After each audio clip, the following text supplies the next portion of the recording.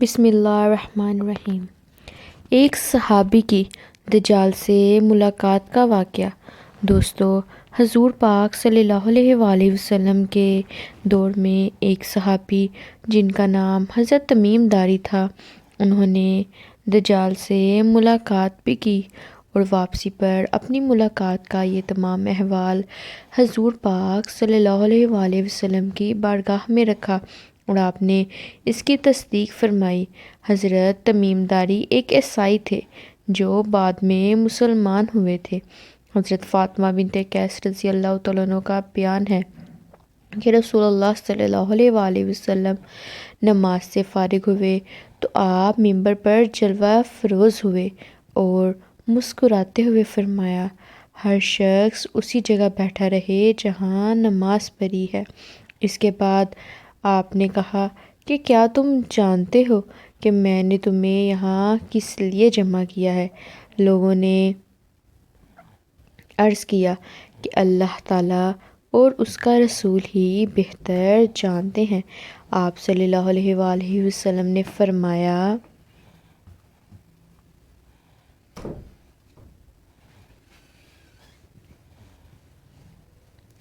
آج میں نے تمہیں ڈرانے یا خوشخبری سنانے کے لیے جمع نہیں کیا، بلکہ اس لیے جمع کیا ہے کہ حضرت تمیم داری جو نصرانی تھے وہ میرے پاس آئے، بیعت کی اور مسلمان ہوئے۔ پھر اس کے بعد ایک ایسی بات بتائی جو میں نے تمہیں دجال کے متعلق بتائی ہے۔ انہوں نے مجھے بتایا کہ میں بنی جذام کے 30 افراد کے ساتھ جہاز کے اندر سفر کر رہا تھا کہ اچانک ہم لوگ بھٹک گئے۔ سمندر کی لہریں مہینہ بھر ان سے کھیلتی رہیں۔ ہم پورا مہینے سمندر کے اندر بے سر و سامانی کی حالت میں گھومتے رہے۔ پھر ایک دن سورج غروب ہونے کے وقت ایک جزیرے کے پاس پہنچ گئے اور چھوٹی چھوٹی کشتیوں میں بیٹھ کر جزیرے میں داخل ہوئے۔ اچانک مجھے وہاں پر ایک موٹی دم اور گھنے بالوں والے ایک جانور ملا۔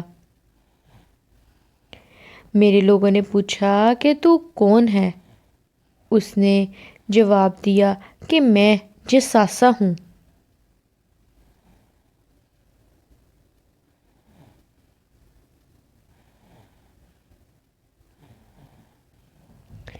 تم ایک آدمی کے ساتھ اس بت خانے میں جاؤ، کیونکہ وہاں موجود ایک شخص بڑی بے چینی سے تمہارا انتظار کر رہا ہے۔ جب اس نے ہمارے سامنے اس کا نام لیا تو ہم اس جانور سے ڈر گئے کہ کہیں یہ شیطان نہ ہو، اس لیے ہم جلدی جلدی اس بت خانے میں پہنچ گئے۔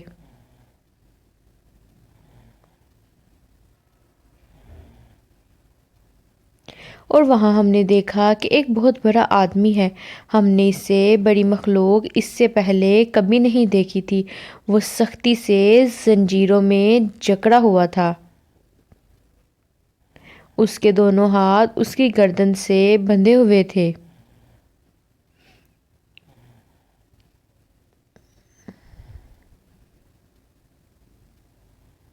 اس نے ہم سے بحثان کی، کھجوروں، زغر کے چشمے اور بنی امی کے متعلق ہم سے پوچھا اور آخر میں بتایا کہ میں دجال ہوں اور عنقریب مجھے نکلنے کی اجازت مل جائے گی۔ حضور پاک صلی اللہ علیہ وآلہ وسلم نے فرمایا،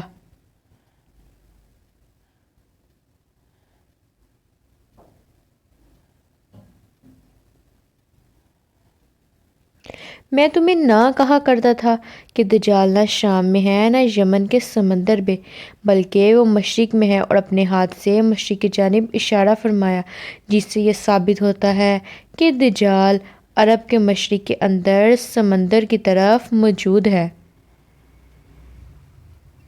اور وہ وہاں قید میں ہے۔ دجال نے حضرت تمیم داری سے سوال کیا کہ تم لوگ کون ہو؟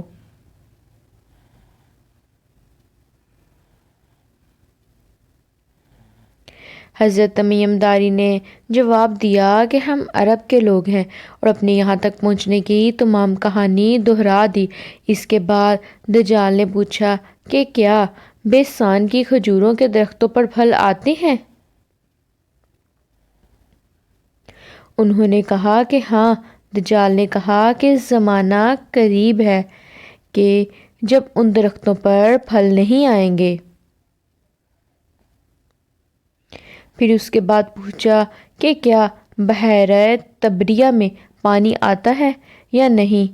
حضرت داری نے جواب دیا کہ ایسا ہاں آتا ہے۔ پھر اس کے بعد دجال نے حضرت محمد صلی اللہ علیہ وآلہ وسلم کے متعلق پوچھا،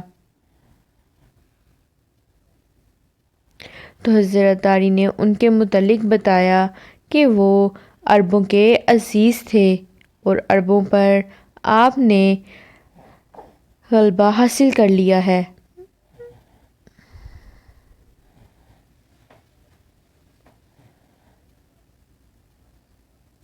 دجال نے کہا کہ ان کے حق میں اطاعت کرنا ہی بہتر تھا۔ پھر اس نے کہا کہ اب میں تمہیں بتاتا ہوں کہ میں کون ہوں۔ میں مسیح ہوں۔ عنقریب مجھ کو نکلنے کا حکم دے دیا جائے گا۔ میں باہر نکلوں گا اور زمین پر سفر کروں گا، یہاں تک کہ کوئی ایسی آبادی نہیں چھوڑوں گا جس میں داخل نہ ہو جاؤں، سوائے مکہ اور مدینہ کو چھوڑ کر۔